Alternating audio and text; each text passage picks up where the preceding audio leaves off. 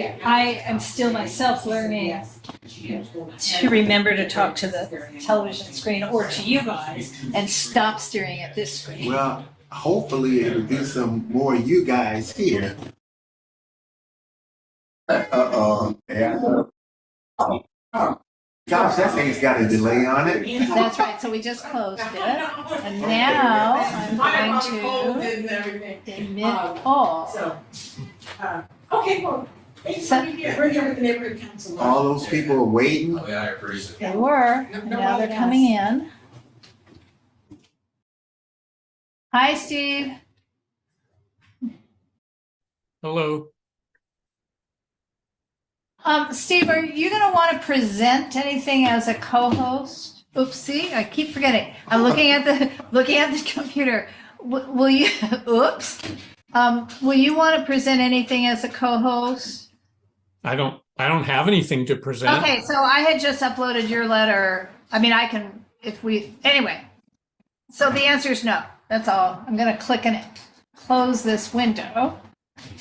And Did you say you uploaded my letter to the I did to the Google UNC's? Drive.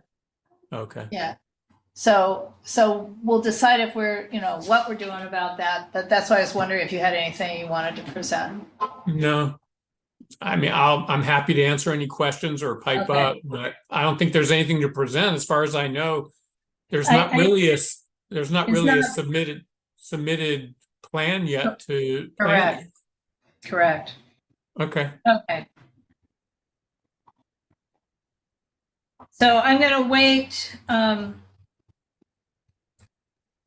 another minute or two before starting the meeting. John will not be here tonight. So.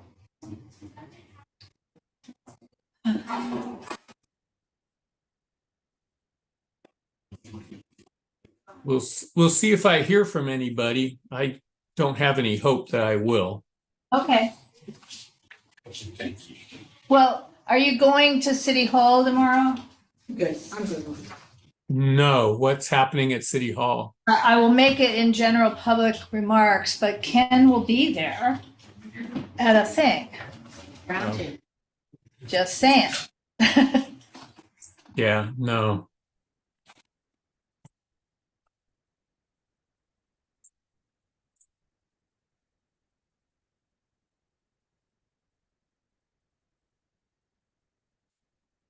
Okay, so I know I said 2 or 3 minutes. It's only 1 minute, just feels like 5.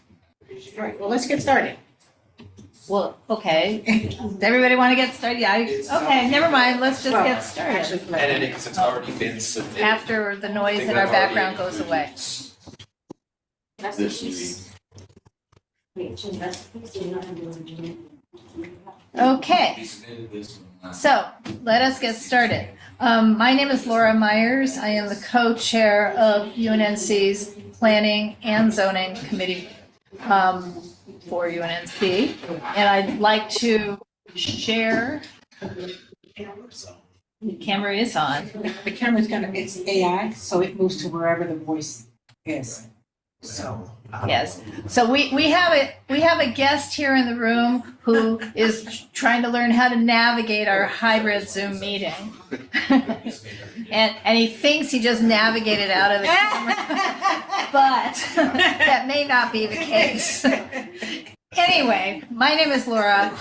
Welcome, and I'm calling this meeting to order, and I'm going to quickly review our standing rules for committee stakeholder voting participation.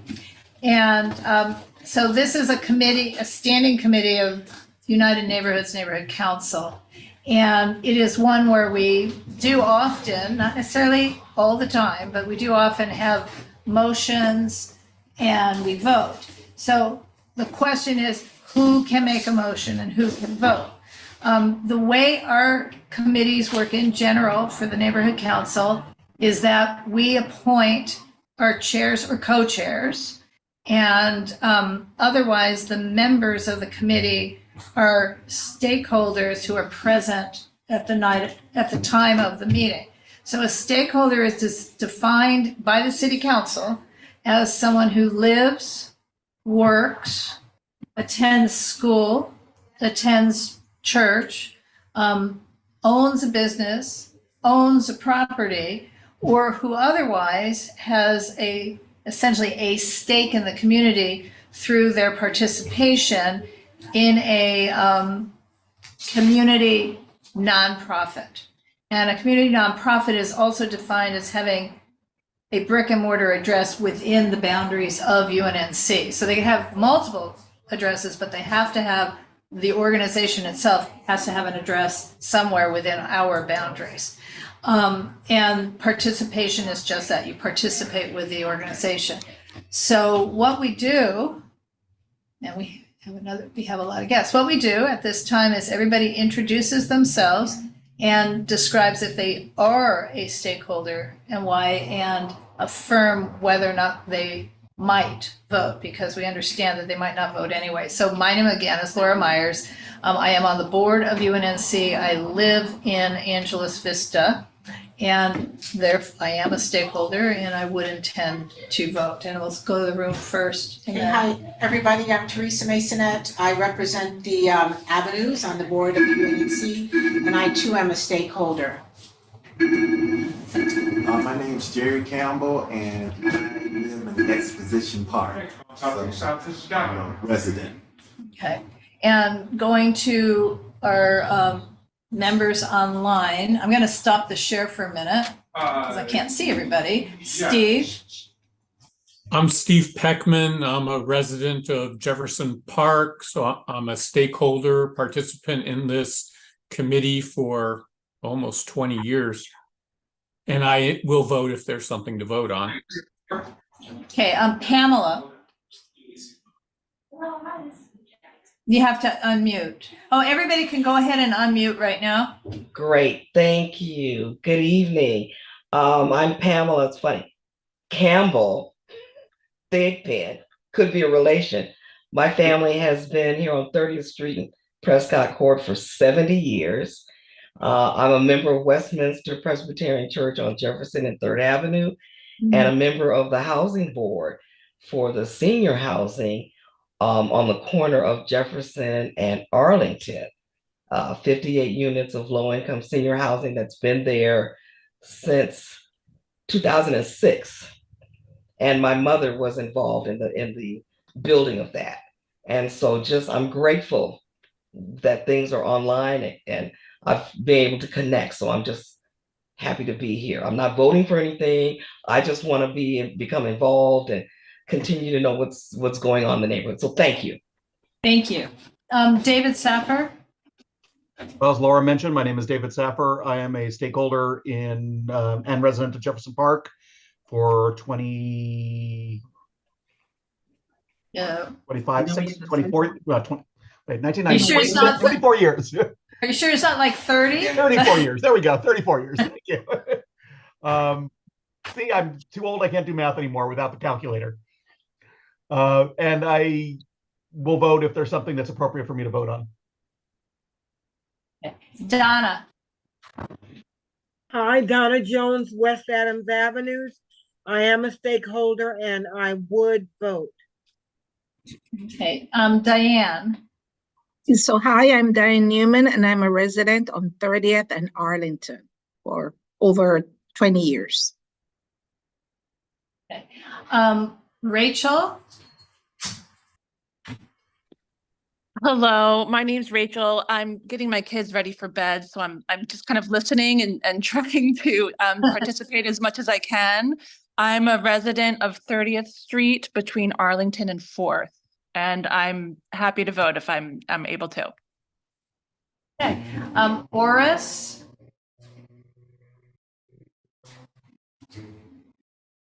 And you're muted if you're here. Okay, I'm moving on to Michael Kimbrough. Yeah, hi, everybody. Can you hear me? Yes. I'm a stakeholder, also a UNNC board member, and if called upon, I'll vote twice. Okay, well, maybe not, but thank you. Okay, so I'm going to reshare the screen. And let me know if you can all see the agenda again? Yes. Thank you. So on our agenda tonight, the first item after this is general public comments, and that's comments on anything not on tonight's agenda. Next is a possible CIS. CIS is Community Impact Statement regarding a new council motion that, if it passes, would help create a new density bonus incentive for large family units. The next item is a follow-up, no voting on this, again, to case number ADM, this long thing, 2024, blah, blah, blah, ED1 at 2075 West Jefferson. And lastly, we would have any follow-up to previous cases. ENS is the early notification system, or old business. And then we will adjourn. So ideally, we're going to do this relatively quickly and not have a long and drag out meeting. Okay, so are there any questions on the agenda? Hearing none, I'm going to stop the share. And are there any general public comments? And please raise your hand if you have it. Okay, I have one announcement. Tomorrow, Thursday, at 1:30 p.m. in City Hall, there is a housing and historic preservation roundtable. So the City of LA is hosting it, but it's a sort of a statewide group of people for the panel. And they'll be talking about, the panelists will be talking about it's going to sound boring and wonky, and it probably is. However, the federal government's Advisory Council on Historic Preservation, which is an official agency that advises Congress and the 50 state offices of historic preservation. But this is about the new housing and historic preservation policy. The reason this panel discussion is getting so much attention is because it's basically got strange bedfellows on the panel. It's a combination of historic preservation officials, including Ken Bernstein from the City of LA, Adrian Scott Fine, who's the president of the LA Conservancy, Juliana Polanco, who is the California State Historic Preservation Officer. And then it also has David Garcia from the Turner Center at Berkeley on housing innovation policy, Aaron Eckhouse, who is the local and regional planning policy programs director for California YIMBY, that's Yes in My Backyard, and Shane Phillips from UCLA's Regional Policy Studies Housing Initiatives. So it's going to be kind of interesting. It's free. It's in City Hall, room 340, and it goes from 1:30 to 3. Okay. Sure. Thank you, Teresa. Everyone, I'd just like to remind you that the city and the county of Los Angeles are in the process of preparing the Urban Forestry Management Plan, which is a 10-year plan to be revised after 5 years. And they're in the community engagement phase. So we're asking. Go ahead. There. Oh, okay. They can see you. Yeah. So we're asking for the community to participate in a questionnaire. We've been doing outreach neighborhood workshops, but at this point I'd like to put in a link to the questionnaire and ask those of you who are concerned about our urban tree canopy to participate in the questionnaire and submit your comments. So you're able to type it in. Do that. I'm going to figure it out by the time. Okay, because you'll be able to type it into the chat from here because you have something to type. Or I with. might ask you to come on and do it for me. Or that. Yeah. That'd be so much the easiest. Yes. All right. Okay. Thank you very much. Okay. Are there other general public comments? Okay. So the first item is, again, a possible community impact statement regarding this new council file 24-0147, the proposed creation of a new density bonus incentive for large family units.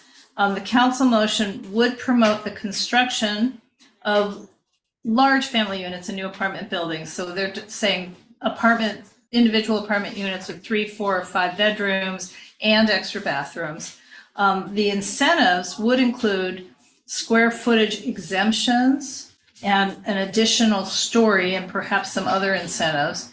And as it's presented in the motion, the units would be subject to a 99-year covenant that the units would be available to households earning 120% of the area median income. So I'm going to share the screen with the actual motion. And essentially the purpose of this, it was done by Paul Krikorian, who's the council president. And the purpose of this is that too many of our existing apartments across the city are overcrowded, so that the families that live in the apartments really ought to be in larger apartments. So they have a higher rates of not just housing insecurity, but also overcrowding. And the buildings that are being built, the new ones, really aren't being built with extra bedrooms. So I don't know where the statistic comes from. It says only 14% of renter occupied housing encompasses 3 or 4 bedroom units. And then, as we do know from what's presented to us in applications, most of the things that are being built are studios, 1 bedrooms and 2 bedrooms. And then this goes on to say this might allow for multi-generational families, and might allow for people to have, in effect, Zoom rooms, or they have a home office so they can work from home, and so on and so forth. So that is the motion from City Council. Steve, you have your hand up. Yeah, thank you, Laura. I think you answered one of my questions, which is, where do these data come from? I've not seen these data before. And my other question is, and no one may know the answer to this, which is there an actual need for this size of apartment, or is the overcrowding result of high rents and the fact that people are forced to cohabitate because they can't afford rents? And if rents were more affordable, 1 and 2 bedroom apartments, even 3 bedrooms, would be preferable to 5. In terms of trying to achieve Mayor Bass's initiative to house people, making incentives for 5 bedroom apartments that may not be used because there's insufficient data to support it doesn't seem to me like a good idea. Right.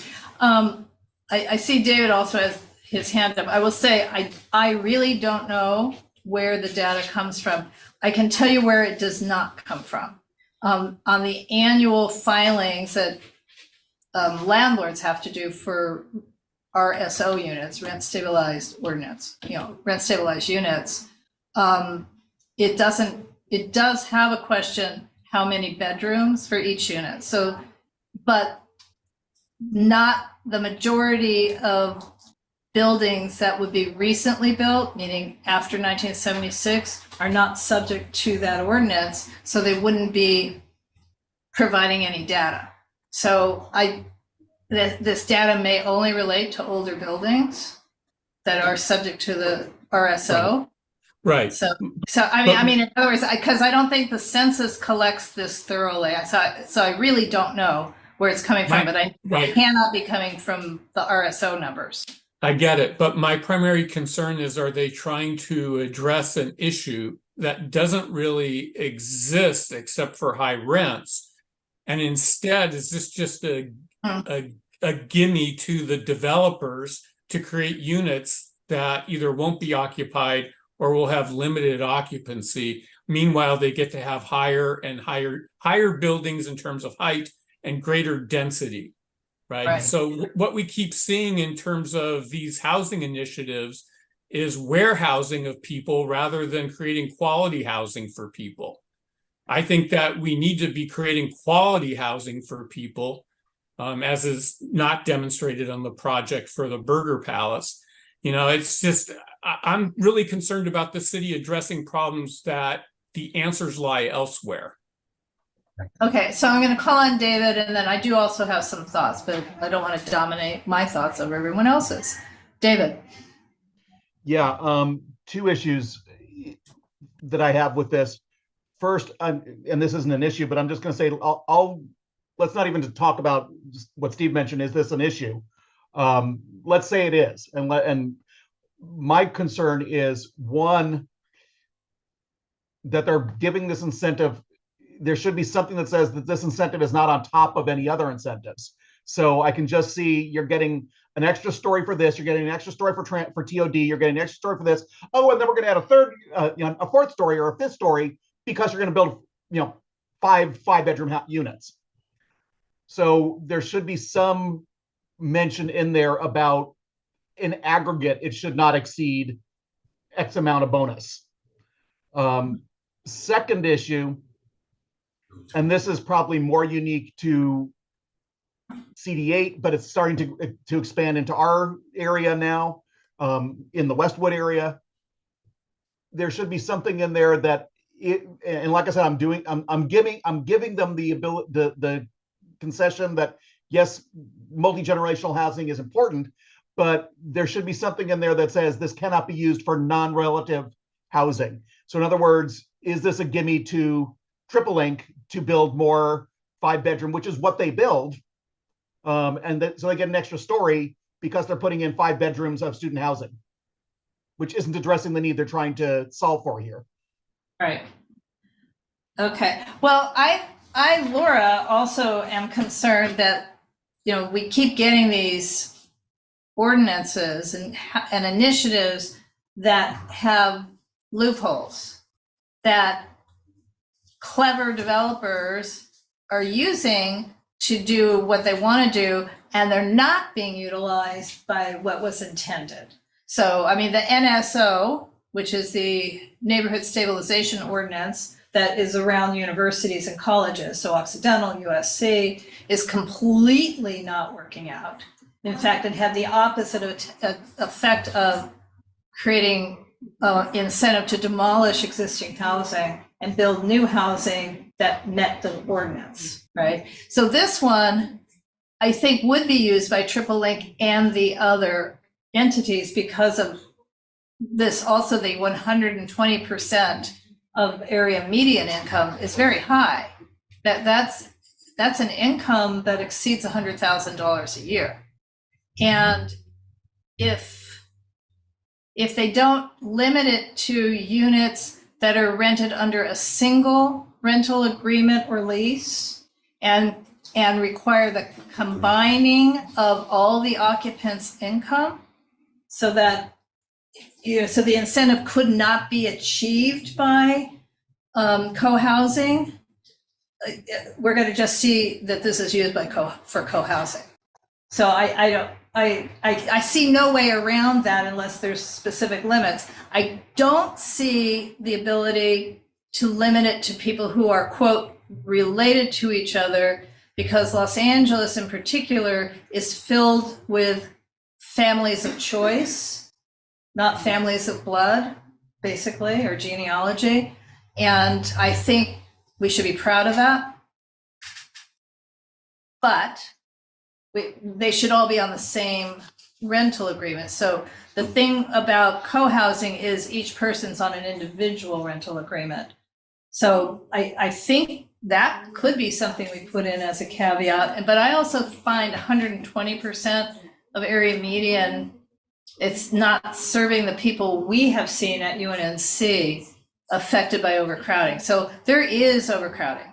We have had, just on our board, several board members, not just one, who live in rental housing where it's a 1-bedroom apartment with a large family.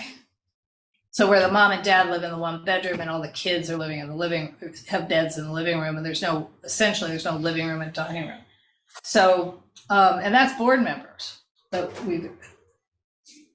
I won't name them. I'm deciding, I'm not going to name them. But yeah, not current board members. Yeah. Well, we don't know, but certainly past board members. So that is an issue But these are families that earn 50,000 and 40,000, not $120,000 or whatever.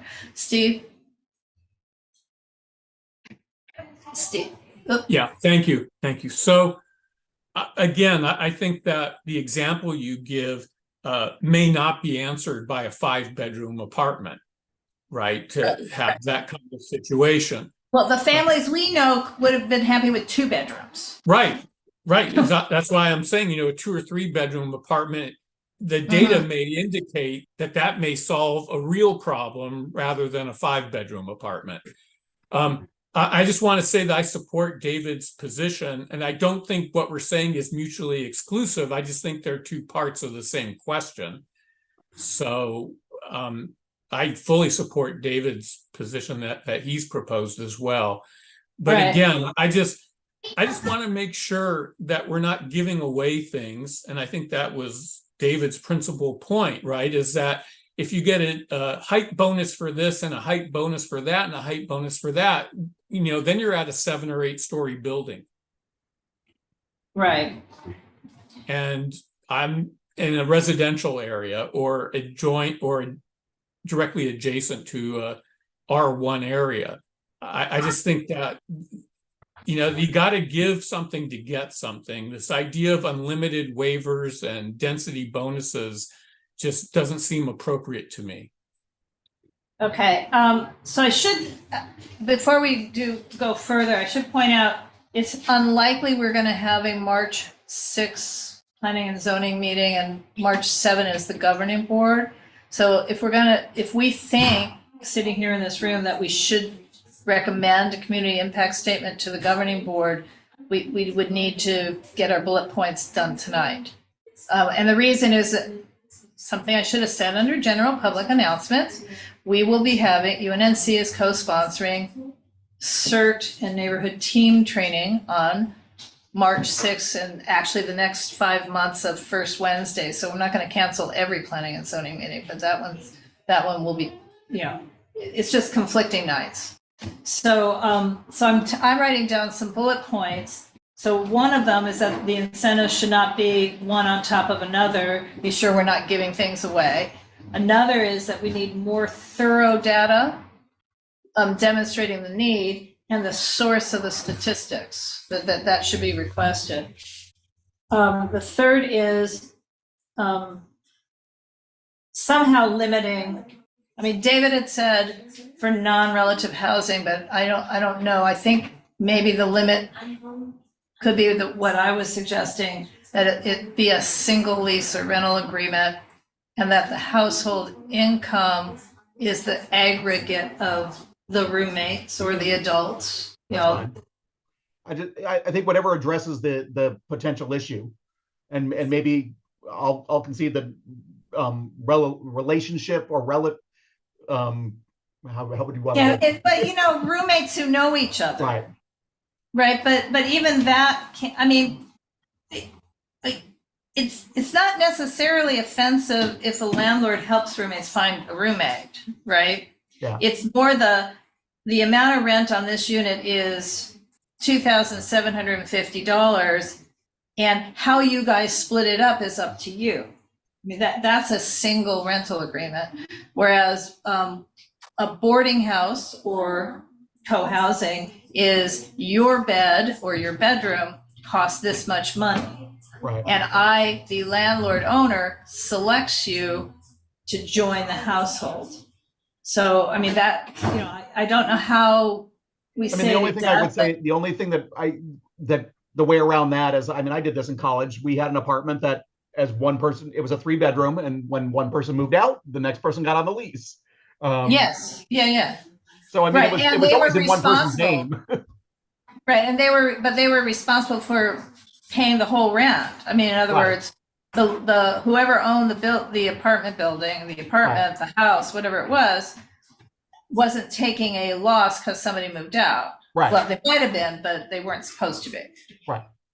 And if it was COVID, they were, but that's a different story. The last thing, and I don't know if we want to address this, is that it seemed a little odd to me, and didn't seem to be, no one else mentioned it. income limit of 100, was it 120%? 120, yeah, it seems high, doesn't it? Yeah, that seemed like you should be getting incentive for providing housing for people in need, not for people who make more than the rest of the community. Right. So incentives for people in need is a nice phrase. Pamela's got her hand up. I'm sorry. Pamela, please go ahead. Good evening. I worked for the city of Inglewood for almost 30 years, and some of that time was in their housing authority. And when they talk about income limits, 120% of the area median income would apply to all adults over the age of 18 living within that unit.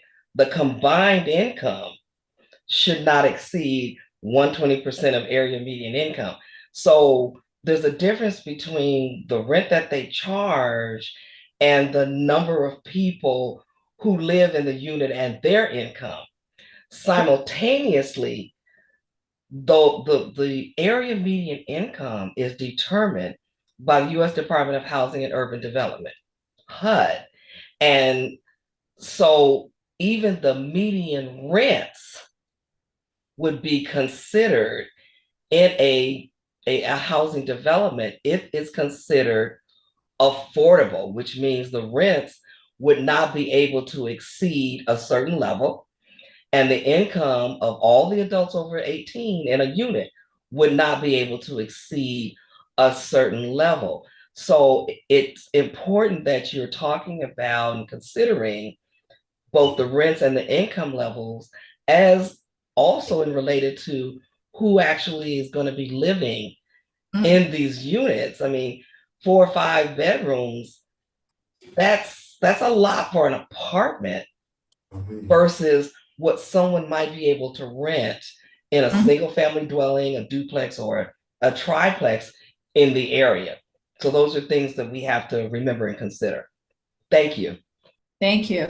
Yeah, I think our concern is that the motion doesn't say what's obvious to anyone who's worked in housing, like you have, which is, it is the combined or aggregated income, but the motion doesn't say that. And since what we're seeing as a trend, and one that the planning department thinks is really interesting, as a trend, we're seeing the development of what is now being called co-housing, which for those of us who live in this community with the large old houses where people often have had roommates, we look at it as a natural kind of, people rent out rooms, but they're building buildings from ground up that are specifically called co-housing. They're designed for young professionals and or students, depending on the location. They have a lot of really nice amenities. There's no reason to oppose these 100%. I mean, there's reason to oppose the ones that are cluttering up the area west of USC because it's taking away family housing. But there's some of these developments are in Hollywood. I mean, in other words, there's some really interesting concepts going on, but should they Jefferson be and Western now? We've gotten them to Jefferson and Western.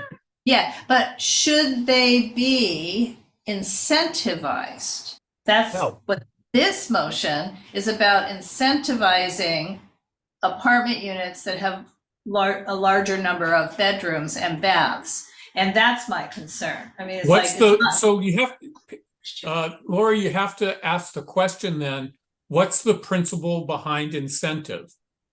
Right? And the principle behind an incentive is that there has to be a need. And as far as this goes, there should be a need for an underserved population. What you're describing doesn't sound like an underserved population. No.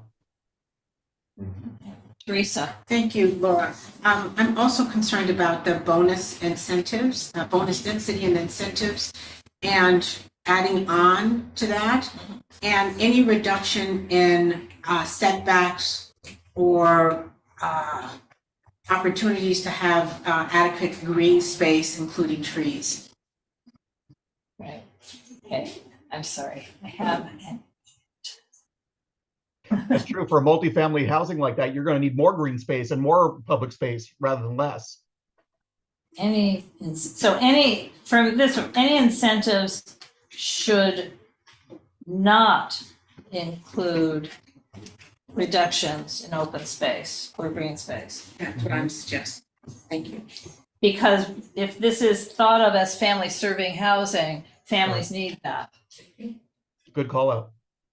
Very good. I have a question. As opposed to a not, could you rephrase it as to it should or must or shall include? Phrase it in the positive rather than negative. Exactly, because when you say, well, it should not do this, then they'll ask you, well, what should it do? So we would like to say that it should include XYZ square foot per unit of green space. So any building applying for these incentives shall include instead of shall not. Well, here's the problem. I agree with Pamela's idea. The problem, though, and what we're seeing is that there is a requirement for green space and open space within these buildings, but they're getting waivers for those in order to maximize density, which is why we're saying it should not, because it already requires them to have X amount of open space and green space, but they're taking it away. So you're suggesting that perhaps we, in a negative, it would be we should not allow additional waivers, right, that would reduce exactly the intended amount of open space. Exactly. Love it. Pamela, where have you been all these years? Although I know I've actually met you somewhere along the way. It's been more than a notion. We spent a year and a half renovating our family's home we went to the Studs and we were gone a year and a half. And me and my sister will be here till we die in this family house. So we will protect and defend our neighborhood. Mom and dad are the second owners of this house, bought in 1952, and we got this. So all of my work with the city of Inglewood and yada, yada, yada, I'm just retired and chilling and ready to dive in.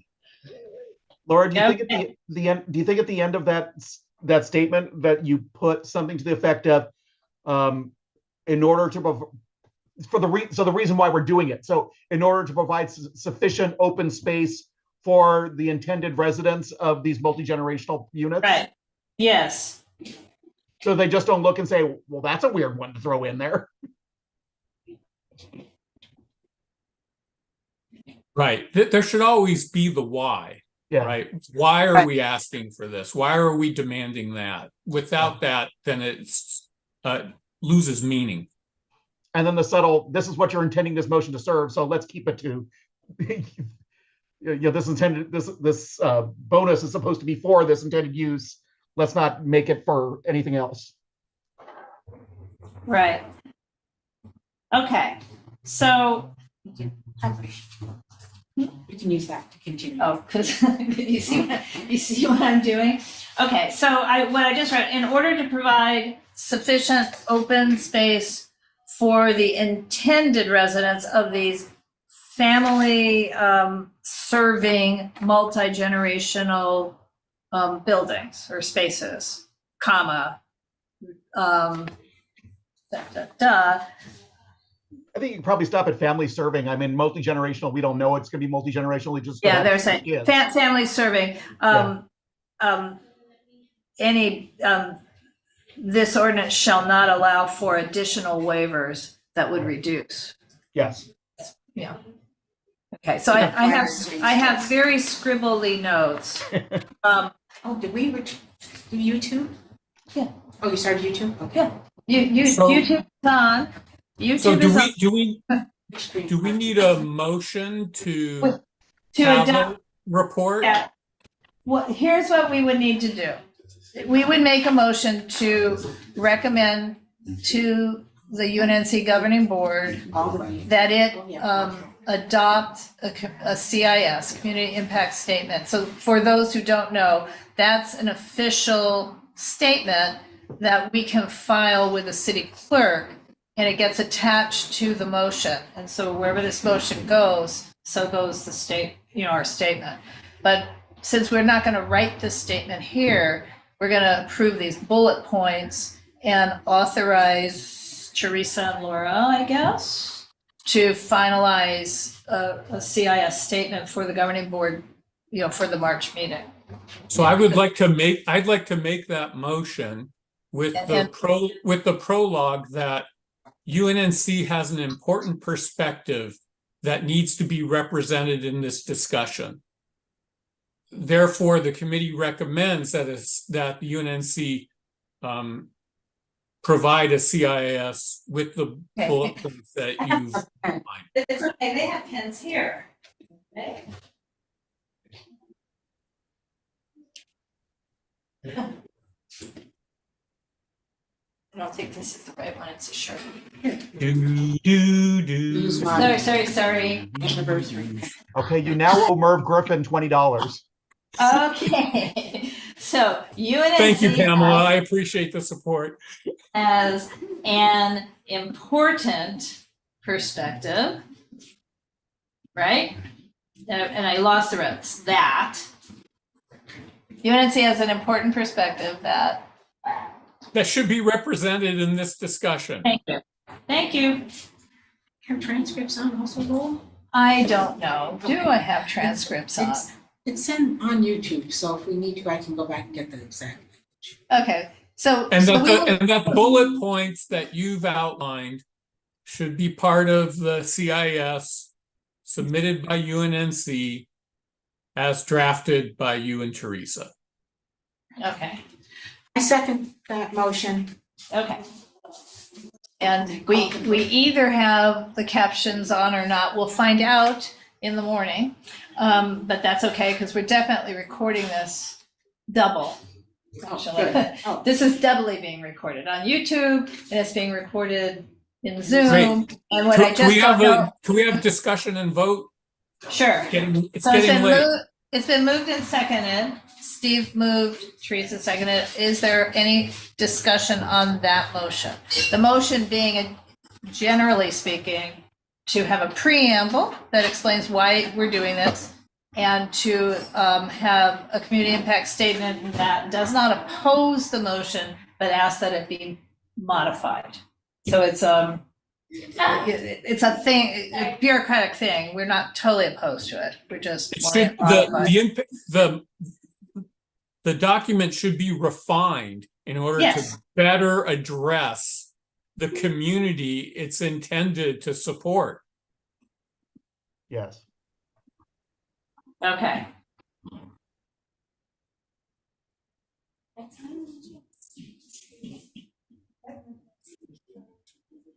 I liked it better when John was taking chat notes. That's why they'll never let me leave the HPOZ board now, because I type as the meeting's going on. Well, the thing is, because of the hybrid Zoom, I cannot type in chat because it would interrupt, you guys would see it. I bring my own laptop, and that's why I can do it. Yeah. Okay, so is there any further discussion? And if not, let's vote. And again, most of us anyway, have gone through and verified whether or not we are stakeholders. I know Kristen has joined the meeting, she is. And I'm not sure who phone number ending with 2323 is, but I recognize that the phone number is local. So whoever you are, you can still vote. Question. Yes, ma'am. I know I said I might not be voting, but as a stakeholder in a variety of ways, am I eligible to vote? You're absolutely eligible to vote. Excellent. Thank you. Absolutely eligible to vote. Thank you. See, we drew you in. We roped you in. Okay, let's take a vote. All in favor, please raise your either real or digital hands. Okay, 1, 2, 3, 4, 5, 6. I've got 6, 7 yeses. Okay. Are there I ate. Now ate. Oh, I put my hand down, I'm sorry. Okay, now everybody could take their hands down, and I'm gonna call for anyone who's voting against. So, okay, is anyone voting no? And so we have a total of, okay, motion passes. Okay, motion passes. All right. The next item on the agenda is a follow-up to, I'm just going to read all these things. Case number ADM, which stands for administrative, 2024, 17, which is the year, 174, DB, which is density bonus, VHCA, which is, HCA is housing crisis, and the V stands for essentially that it's vested, and ED1, which is the mayor's executive directive number 1 at 2075 West Jefferson on the corner of Arlington. It's the construction of a new 100% affordable 51,655 square foot. You want ice cream? Okay. 6-story, 71, almost 72 feet high, 100 unit apartment building. And with 79 low income, 20 moderate income, and 1 manager unit. It's located within the Jefferson Park HPOZ and as well the CPIO. And the height district is very low. The application falls under the mayor's emergency order number 1 for affordable housing. It may also need to meet the HPOZ preservation plan standards. And the reason this agenda item is still information and discussion only is because it complies with the mayor's order, the ED directive, executive directive number 1. So Steve, you focused a little bit on this the last couple of weeks, or maybe more than a little bit of this on this last couple of weeks. I'm going to try and pull up the image of what we're talking about, but can you update us a little bit? Oh, Teresa, what happened here? Is it open, Laura? No, that's why I was trying to go to okay. open it. Okay. Okay, Steve, go ahead. The only update I have is that we sent a letter to the Director of Planning, Vincent Bertoni, and to our council person, Heather Hutt, their assistants, and to the UNNC, asking that they actually apply the rules as stated in my understanding of the executive directive, which is if there's a CPIO, that can't be waived.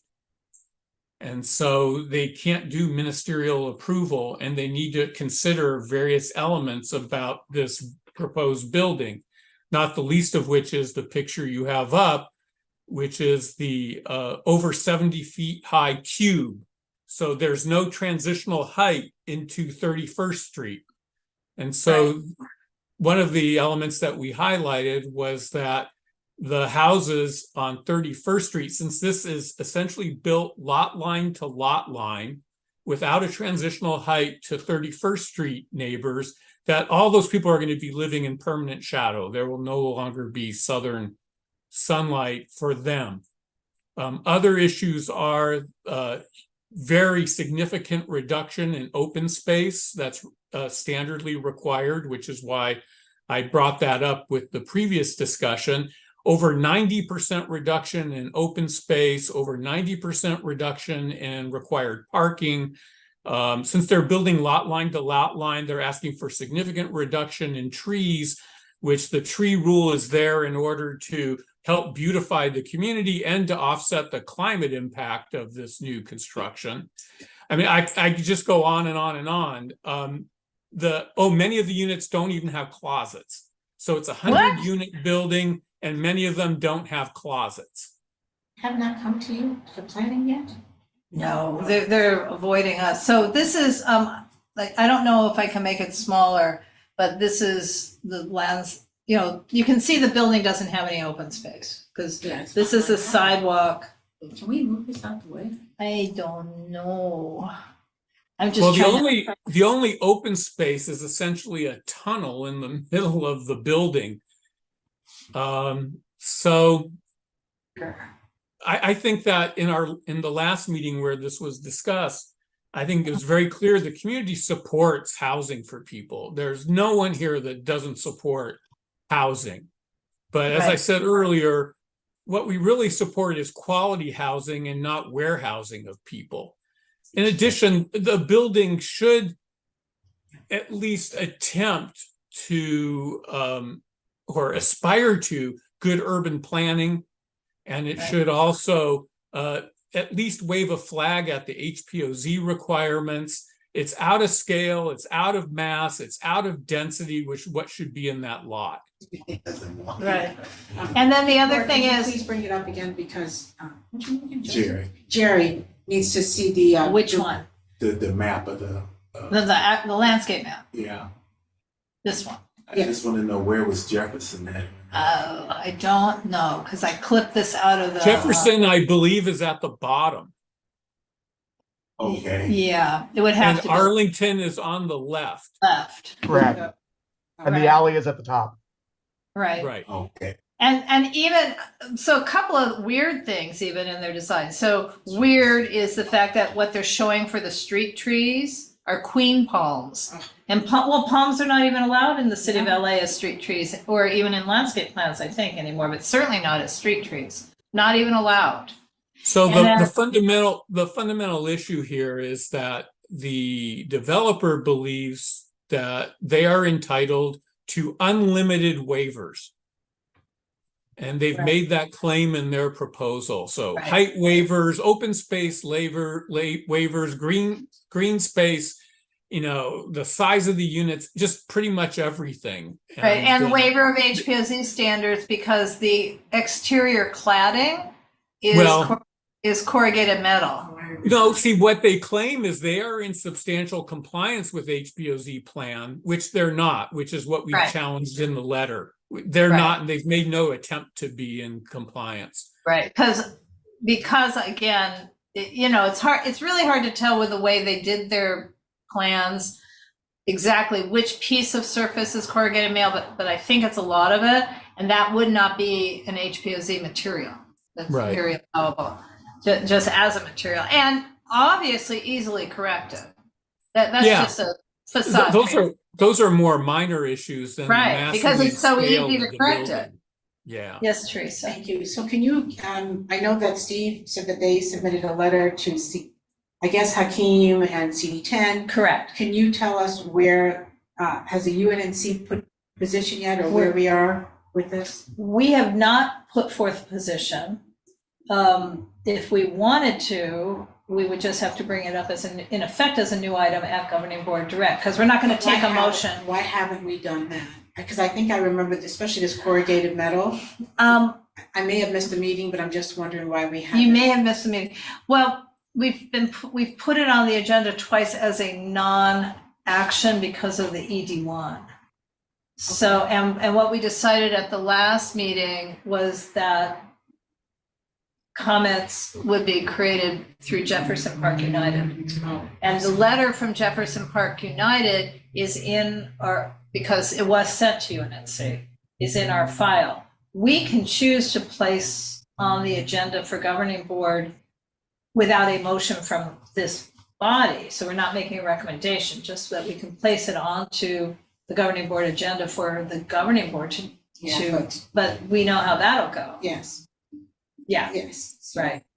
So the letter was sent to President Southern and Vice President Laura Myers and co-chair John Arnold. Right. And to a whole lot of other people. So and to Heather Hutt, Hakeem, Vince Bertoni, and Ken Bernstein. So we are able to share the letter with the governing board. And the governing, if it was on our agenda. I guess I'm just trying to find out why planning has not, why it was not an actionable item today for planning to put forth, create a CIS like we did on the other motion and bring it forth to the governing board. basically because it's an item that is not supposed to have actions from neighborhood councils. Yes, but.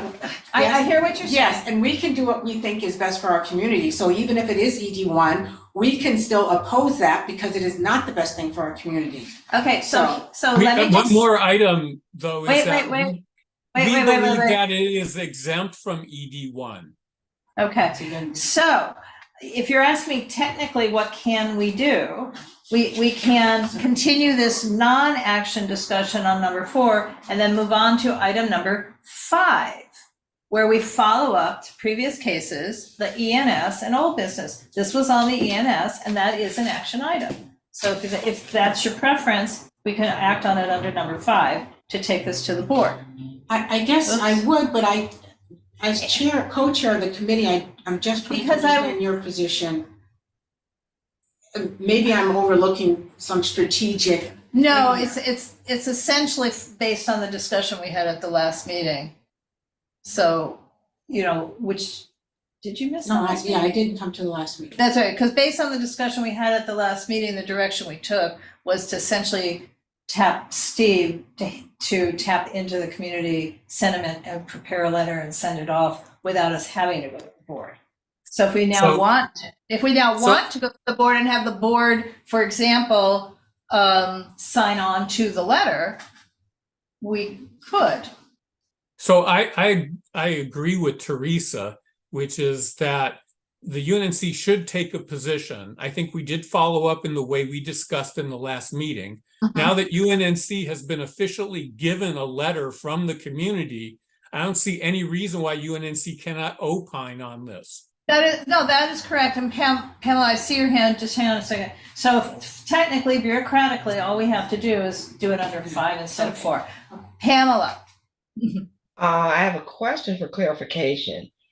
Am I hearing that if a developer submits permits and plans, etc., under ED1, which I'm aware of, does that mean it cannot be objected to? If it just meets the basic ED1 standards, it can go forward? Or does the community, the district, UNNC have any opportunity to, well, better yet, what's the next process related to these kinds of developments coming forward under, Right. Right. So maybe I could jump in, Laura, and then you Sure. can comment. So my understanding is that under ED1 and state law, if the claim is legitimate, there should not be any reviews other than ministerial approval. Right. However, that does not deny anyone to claim otherwise, which is what we have been doing. We're claiming, one, it doesn't qualify under ED1, and it doesn't qualify under state law because the state does not provide for, as the developer says, unlimited waivers. And so we're demanding that planning and the city deny this as an ED1 project and move forward with regular review process and procedure. Go ahead, Jerry. Thank you. Okay. Any way it goes, that lot is going to be clear. Yes. Okay. All right. So The Burger Palace will be no gone. more. Okay. Well, Yes. we'll see what happens. Well, I mean, if there's no project, I doubt they'll clear the lot. I mean, I don't Right. think there's Oh, any true. proposal to clear it just for the sake of clearing it. Right. True. So True there that. may not be a purchase of the lot, for example, if they can't get the approval the way they want it. And we've seen that happen before, right? Where developer comes in with grand plans that really are awful for people. And then when they don't get what they want, they take their basketball and go play somewhere else. Okay. So what we want to do tonight is under item 5, follow up to the ENS, which is the early notification system. Yes. That's how we knew about this. It was on the ENS. As a follow-up, we want to do a motion to object to this being treated as fully ministerial under ED1, and we sign on to the letter prepared by our community stakeholder, Jefferson Park United, Does that sound? Does that sound like a motion, or did you just? I would support that. Well, Yes. I would prefer someone make that. So moved. So moved. Pamela, so So moved. moved. Pamela's participating a lot more than she anticipated. Hey, you know what? Full disclosure. He wasn't going to vote. Full disclosure, I used to have to present things to the Inglewood City Council. So it's like parliamentary procedure. Let's go. Right. So moved. Okay, is there a second? Second. Okay, is there any further discussion? I would like to just point this out, as a governing board member and someone on the executive committee, I'm always concerned about how long the agenda is going to be at the governing board meeting, because sometimes it can be quite long. So if we do, and I agree that we should have this on there, we need to move You it can through. present it. Okay. Or Steve could come and present. Yeah, Steve and all, but we have some issues at the governing board, including that planning and zoning is relegated to the very end when everyone wants to go home. So maybe we can flip the agenda this time too. But they're definitely darn tired of hearing only me since John has left the board. So I'm having, if other people present planning and zoning, I think it's gonna sometimes go better. Steve, would you be able to do that, the first Thursday of March? What's that? March 7th. March 7th. Yeah, sure. Okay, great. I have to teach that day, but I'll be home. Did you say that John left the governing board? Yes, he did. He Oh, remains when was that? co-chair of the planning and zoning, but he's no longer a governing board member. Okay. So After 16 years, so he did get a piece of cake because we had to say goodbye to several people. So Pam. Yes, just a thought in terms of discussion. When we're looking at the plans, and I understand 81, let us, based on that specific project, refer Catacorner across the street to the southwest corner of Jefferson and Arlington. The Westminster Arms Senior Housing is 58 units of affordable housing for senior citizens, extremely low income. And if you look at that, if anyone wants to ever walk through that, let me know. I can arrange, I'm on the board. I can arrange a tour of that. And we could possibly use that as an example of community compatibility. They're talking about 6 stories. That particular project is 4. And the first level is parking. Well, that was 2006. They don't require that anymore. You're talking about warehousing people based on what I saw on the agenda and the plans in little tiny units, the size of my bedroom, for them to live, this and that. And then you're saying no closets. I don't know. I mean, I have questions about that. However, when we're looking at community compatibility of affordable, decent, safe, and sanitary, that's HUD's, under Title 24, HUD's definition for affordable housing. We can, as a community, look Catacorner across the street. Even though it's for seniors, it's still an example of the kind of affordable housing, maybe lesser density, but you're still providing units of affordable housing as an alternative. It may not be 100 units. Maybe it could be 50 units at four stories where you have a decent, safe, and sanitary living environment for affordable housing. And another question would be, when they say affordable, you often you have to ask yourself, what does that mean? And who pays for what? In that senior housing is 100% HUD affordable for seniors. So Stephen asked, what is, for the other project, what is the need in the community? And if they do an analysis, we can read LA Times articles, I can forward stuff. The real need is, more importantly, affordable housing for senior citizens and veterans.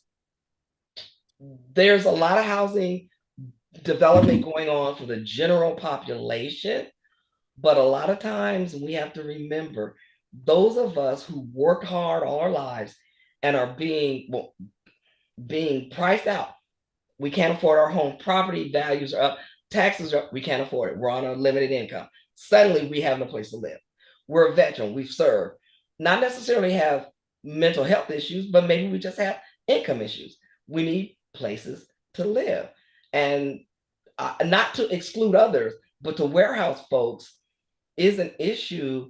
I think when we look at our community, there's something to be said. We've got to expand, yes, and we're doing that along Crenshaw, Jefferson and 4th Avenue. Affordable housing for the general public has been up maybe 12, 14 years. That corner, Burger Palace, my dad used to love Burger Palace, loved it. He'd take his walk, get a burger or stuff. That's a small corner. So I know we may not have a lot in terms of power, et cetera, but we do in terms of our voice and in terms of recommendations. So for me, having worked as in bureaucracy, I understand and I appreciate public comments. I appreciate opposition. The most important thing we find when we're working is what could be a recommendation. So maybe we could not be, we may not be in favor of 6 stories of 300 square foot units with no closets. However, as an alternative, we would like to recommend 4 stories of maybe 500 or 600 square foot units with some kind of an amenity, including open space that also allows for some kind of breathing room for the community and those residents on the north side of that alley on 31st Street and Arlington. They need some consideration. Thank you for listening. I appreciate that. Okay, and David Saffer has his hand up as well. And then I will bring us back to where we started on this one. But David. I have to be very careful on how I speak about this because hopefully it comes to the HPOZ at some point, and as an HPOZ member, I can't vote on it tonight, so I'll probably be abstaining. But Pamela, you got the gist of one of the things I was going to say, in that I think another perfect example of affordable housing done right in the neighborhood is 4th and Jefferson. And that would be a perfect example of how to accomplish the objective and still work within the community. I live right adjacent to that, and they've been a wonderful neighbor. So, I mean, I think that would be a perfect example to throw in there. And Steve, I think you were being generous. I just went through the blueprints again. There's not one closet on any floor in that building. So you were being very generous to say, some units have them. They don't. None of them do. Okay, so I'm bringing us back in a circle while I'm also, as everyone can see, typing in. Hopefully that was correct. So what we'd be doing tonight is not a motion opposing the building, or a motion supporting it, or even a motion that says it would be better if it was this rather than that.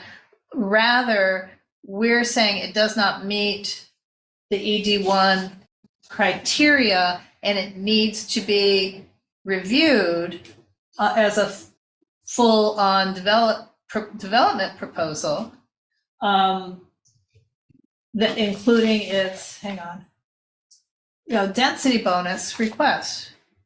As if that's not an automatic, as if it's not ministerial, because a density bonus is not usually ministerial. So that's essentially what we're asking the board to sign on to the letter and make that following comment. Okay. And then that hopefully, crossing fingers, could bring it back to this committee for a real review that could include the comments about where's the closets? Are you just putting hooks? I mean, but is that the motion? I didn't make the motion. Right, I guess when, do we know where this is in the planning process, Laura?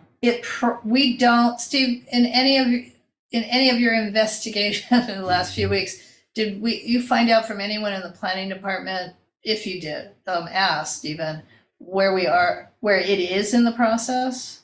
So it's in Zemus, and it has a link to the number that's on the agenda.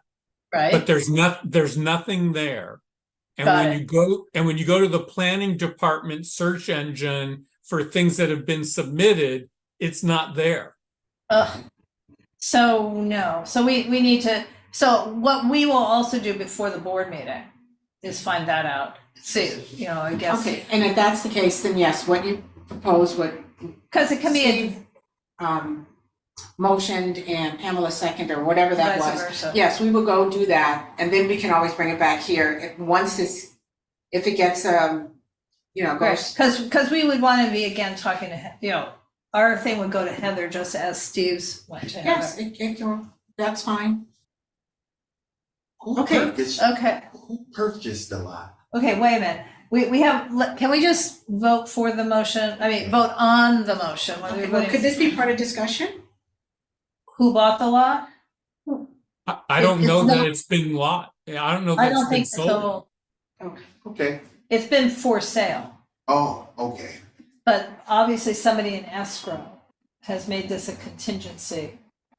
Oh, we think that's what it is? Yeah, Okay, I would say pretty obviously.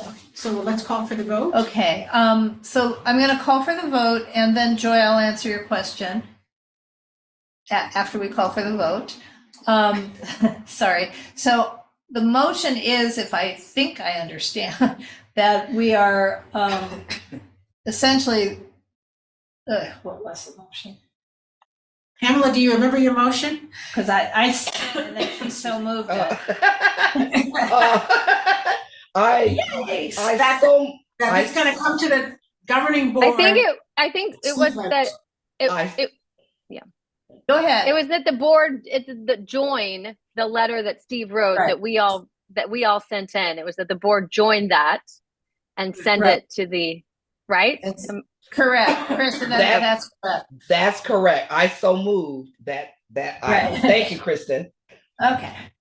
All right. So all in favor, again, if you're on screen, raise your real hand. If you want to raise your Zoom hand, and you don't have to raise any hand, this is the yes vote. So 2, 3, 4, 5, 6, 7, 8. Once again, it's 8 people voting yes. Okay, please take down your hands. And then does anyone vote no? They do not.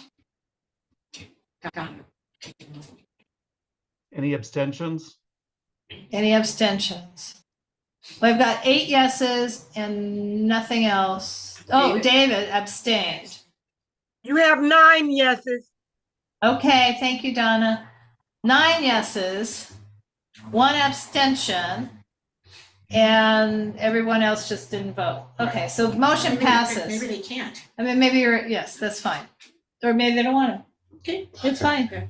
Yeah, they don't have to. David, he abstained completely because he's on the HPOC board. Okay. So by way of explanation, everybody, this may end up, if our action actually works, it may end up at the HPOC board, so he Where it cannot should. vote. Where it should go. Right. So then he should not vote. Okay, that's fine. Okay. Now, Joy had a question. somebody had a question. Joy had a question. First time attending the meeting. So you can attend all of the UNNC meetings by going to unnc.org and scroll down that homepage to almost near the bottom where it says sign up for our newsletter, I think is what it says, sign up. And then you'll get no more than 10, but most often less than 10 emails a month from UNNC, more likely once a week, that tell you how to, how to go to each of our meetings. At the moment, most of our meetings are both in person and on Zoom, so we do a hybrid like we're doing tonight. And you can participate at either place. So with the exception of our governing board meetings, all of our committee meetings, the people who are stakeholders in our community get to, as you can see, participate, make motions, and vote. And that is because the committees, by the way, are recommending things to our governing board. So the governing board, at the governing board meeting, only governing board members can actually make motions and vote. Okay. And anything else? We are on the last agenda item still, which is follow up to previous cases, ENS and old business. Steve. Could you please give us a 3-minute synopsis of the status of the project on Western at the car wash that was discussed at the last meeting? They have not only not responded to us, they have not responded to the planning department request for several items. So what this is a big, very large building proposed just south of the Ross Plaza, the 8-story building or 7-story building, and in front of the Ross Medical Center building. So south of the big one and to be placed in front of the existing rear Ross Medical, like the doctor's building. And the community had seen this project a couple of times at the HPOZ, Harvard Heights, Western Heights HPOZ, where community members kept bringing up the historic status of this larger parcel as it relates to African American history. Basically, it was the first medical center. There were several buildings. The first medical center owned by and built by African American physicians west of the Mississippi. And interesting, even a member of the board went to a doctor when she was a little girl in that building. So I did too. It was actually Dr. McCoo. Right. So a name I now know because I've been doing some research. So in any case, what has not happened is that they have yet to provide the full historic assessment to the planning department. Even though in the application, it said it was attached. It's not attached. We've asked for it thinking it had been attached, but it turns out that no, it really wasn't attached. So I don't know what's happening with it. In other words, historically, that building, the medical building, Dr. McCoo was the father of Marilyn McCoo, who was a member of the Fifth Dimension. We know her name, but I didn't know the connection. Yes, her father was I'll be 66 in April. My oldest sister is 70.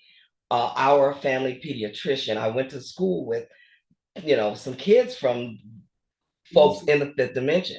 But yeah, Marilyn McCoo and Billy Davis had gotten married, part of the Fifth Dimension. But yeah, her father owned that medical building that you're referring to. So I'm just when you talk about historical, I'm actually grateful to hear this because it's still personal.